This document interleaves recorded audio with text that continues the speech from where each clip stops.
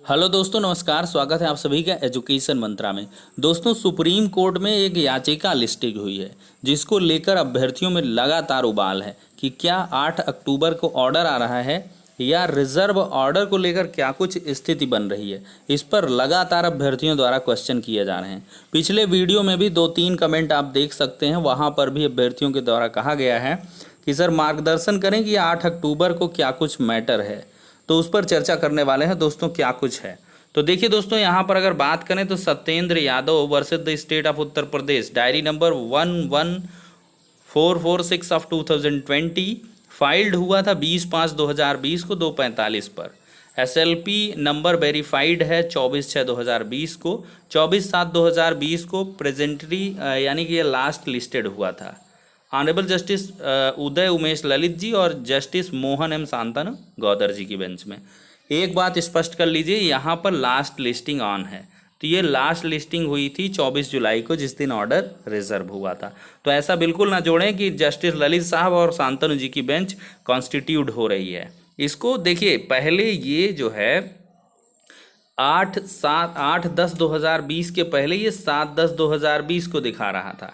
इस पर मैंने चर्चा भी की थी। आर्मी वाला कुछ मैटर है कि आर्मी के रिजर्वेशन पॉलिसी को लेकर कुछ अभ्यर्थी सुप्रीम कोर्ट गए हुए हैं। फ्रीडम फाइटर, सॉरी मेरे मुंह से निकल गया ऐसे, आर्मी का फ्रीडम फाइटर का कोई इशू है, उसको लेकर इसकी सुनवाई भी हुई थी जब ऑर्डर रिजर्व हुआ था।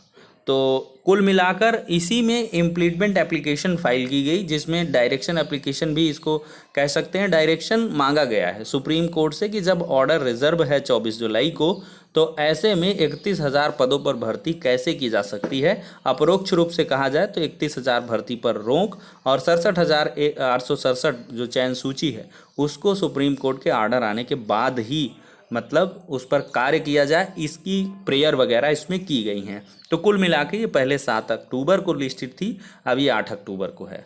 देखिए दोस्तों, ये कंप्यूटर जनरेटेड अभी भी है, इसमें अभी भी चेंजेस लास्ट तक आते आते हो सकते हैं।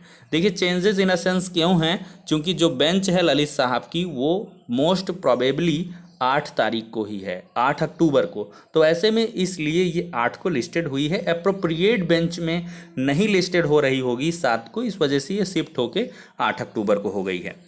लेकिन यहाँ पर जो चीज़ें स्पष्ट हैं कि आपका जो आदेश है दोस्तों, वो 2nd वीक ऑफ अक्टूबर तक बिल्कुल आ सकता है। जो पॉसिबिलिटी है वो 8 से 15 अक्टूबर तक बहुत ज़्यादा बन रही हैं। चूँकि 12 को मैं इस वजह से कह रहा हूँ, अगर 8 को इस पर बहस हो जाती है, जज साहब इस पर बहस करते हैं, अगर इसको उठा करके 12 के लिए टैग कर देते हैं, तब देखिए इस तरह है अल्टरनेटिव ढंग से 8, 10, 12। तो इस तरह अगर जज साहब इसको 12 को करते हैं तो ठीक है, कोई दिक्कत नहीं, इसमें कोई डायरेक्शन नहीं आ पाएगा। अदरवाइज अगर इसी दिन सुनवाई हो जाती है 8 अक्टूबर को, तो आपको ऑर्डर को लेकर और भी चीज़ें बाहर निकल के आ सकती हैं। जज साहब खुद ही इसको ऑर्डर के लिए लगा सकते हैं। देखिए जब ऑर्डर के लिए लगेगी तो विभिन्न जैसे SLP रही होंगी ना, वो सारी की सारी रामशरण मौर्य वगैरह की, और इसके बाद सूबेदार सिंह में स्पेशली ऑर्डर रिजर्व हुआ है तो सूबेदार सिंह में ही आके, और ये सारी की सारी याचिकाएं आपको ढेर सारी याचिकाएं इकट्ठी दिखेंगी। ये कुल मिला के डायरेक्शन एप्लीकेशन हैं जिनकी सुनवाइयाँ होनी हैं। अब अगर इसके पहले अरुणेश वाली देखें तो वो 12 को है, तो इनको लेकर कंफ्यूज ना हो, इनका बिल्कुल भी मतलब नहीं है कि ऑर्डर आ रहा है। मे भी 8 तारीख को अगर सप्लीमेंट्री में आ जाए तो बहुत अच्छी बात है, लेकिन जब भी ऑर्डर आएगा, जहाँ तक मेरी जो पॉसिबिलिटी है, जो भी मेरे मतलब आर्गूमेंट्स हैं या कह लें जो भी अनुभव रहे हैं, उनके आधार पर सप्लीमेंट्री में आना चाहिए। सप्लीमेंट्री में आपका केस लिस्टेड होके आएगा और सारे के सारे मैटर्स आपको एक साथ टैग्ड होते हुए नजर आएंगे, और जल्द ही आपको ऐसा मौका देखने के लिए मिल सकता है। तो फिलहाल के लिए इतना ही, नेक्स्ट वीडियो में मिलते हैं।